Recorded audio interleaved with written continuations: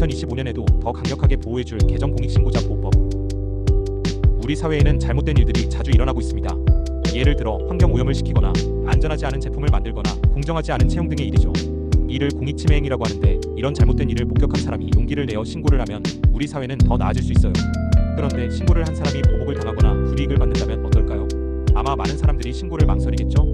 공익신고자 보호법 시행령은 바로 이런 사람들을 보호하기 위해 만들어진 법이에요. 신고를 한 사람, 즉 공익신고자를 보호하고 지원하여 안심하고 신고할 수 있도록 돕는 것이죠. 2024년 7월 30일에 공익신고자 보호법이 조금 바뀌면서 공익신고자를 보호하는 장치가 더욱 강화되었어요. 이제는 더 많은 사람들이 안심하고 신고를 할 수 있게 되었답니다. 어떤 내용이 개정되었을까요? 공익신고자를 위한 변호사 비용 지원. 공익신고를 하면 변호사 비용을 지원받을 수 있다고요? 네, 맞습니다. 공익신고를 하면 국가에서 변호사 비용을 지원해주는 제도가 있습니다. 좀 더 자세히 알아볼까요? 왜 변호사 비용을 지원해주는 걸까요? 공익신고는 사회를 위해 매우 중요한 행위입니다. 하지만 공익신고를 하면 개인에게 불이익이 돌아올 수도 있고 복잡한 법적 절차를 혼자 해결하기 어려울 수 있습니다.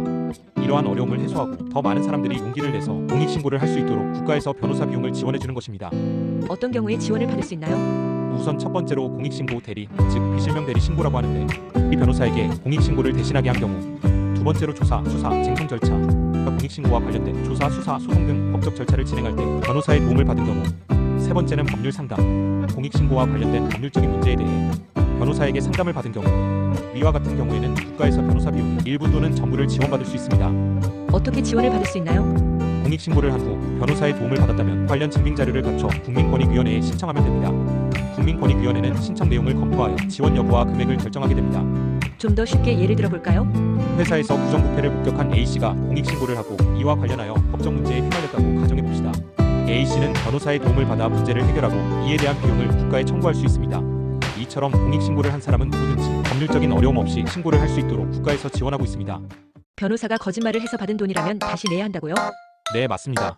공익신고자를 도와준 변호사가 거짓말을 하거나 부정한 방법으로 변호사 비용을 받았다면 국가에서 그 돈을 다시 돌려받을 수 있습니다. 이는 공익신고 시스템의 투명성을 확보하고 부정한 행위를 근절하기 위한 조치입니다. 좀 더 자세히 알아볼까요? 왜 환수하는 걸까요? 공익신고 시스템의 신뢰도를 높이기 위해서는 정당한 방법으로 비용을 지급받아야 합니다. 거짓이나 부정한 방법으로 비용을 받는 행위는 다른 변호사들의 명예를 훼손하고 시스템 전체에 대한 불신을 야기할 수 있습니다. 어떤 경우에 환수될까요?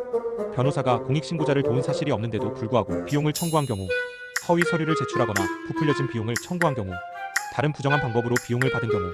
환수 절차는 어떻게 진행될까요? 국민권익위원회의 통지. 이 국민권익위원회는 변호사의 부정행위를 확인하고 환수해야 할 금액, 납부기한 등을 명시한 서면을 변호사에게 보냅니다. 납부기한. 변호사는 통지를 받은 날부터 30일 이상의 기간 내에 해당 금액을 납부해야 합니다. 만약 납부하지 않으면 어떻게 될까요? 납부기한까지 납부하지 않으면 국가는 법적인 절차를 통해 강제로 돈을 회수할 수 있습니다. 쉽게 이해할 수 있도록 예시를 들어주시겠어요? A 변호사가 B씨의 공익신고를 도와주고 실제로 일한 시간보다 더 많은 시간을 기재하여 비용을 청구했다고 가정해봅시다. 이 경우 국민권익위원회는 A 변호사에게 부당하게 받은 금액을 반환하라는 통지를 보내게 됩니다. 만약 A 변호사가 이에 응하지 않으면 국가는 법원에 소송을 제기하여 강제로 돈을 회수할 수 있습니다. 이처럼 국민권익위원회에서는 공익신고 시스템이 투명하고 공정하게 운영되도록 노력하고 있습니다. 변호사는 정직하게 자신의 역할을 수행해야 하며 부정한 방법으로 이익을 취하려는 행위는 반드시 처벌받게 될 것입니다. 구조금 돌려받기 위한 꼼꼼한 조사, 어떻게 이루어질까요? 구조금을 받았는데 가해자에게 손해배상을 청구하고 싶어요. 어떻게 해야 할까요? 이런 고민을 가진 분들을 위해 국가에서는 구조금을 지급한 후 가해자에게 손해배상을 청구하는 절차를 마련했습니다.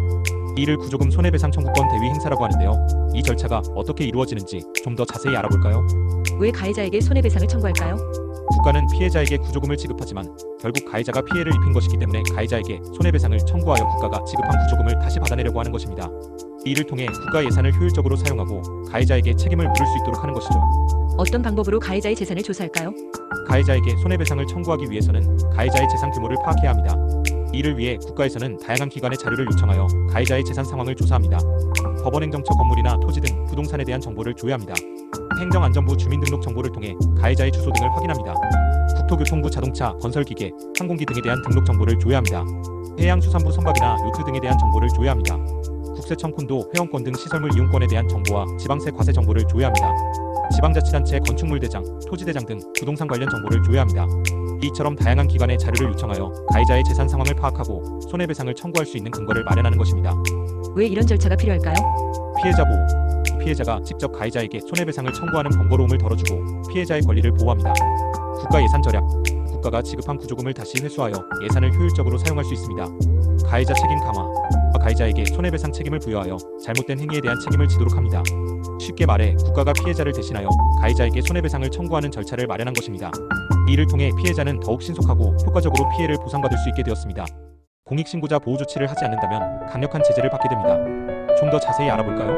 보호 조치를 안 지키면 벌금. 공익신고자를 보호해야 하는 기관이나 개인이 법원의 보호 조치 결정을 따르지 않으면 최대 3천만 원의 벌금을 내야 합니다. 이행강제금이라고 하죠. 미리 알려줘요.